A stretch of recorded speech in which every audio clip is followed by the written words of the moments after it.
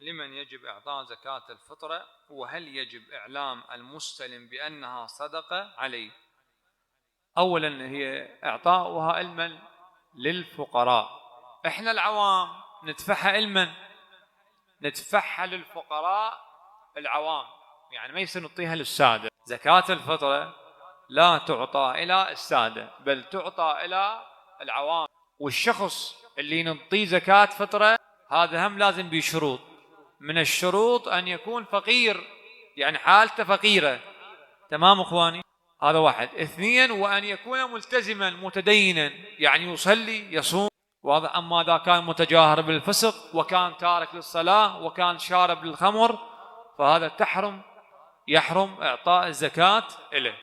أكو فقرة بعد بسؤال: وهل يجب إعلام المستلم بأنها صدقة؟ لا، مو واجب إنه أقول له هاي زكاة فطرة أو كذا، لكن إحنا نعطيها إليه بنية زكاة الفطر.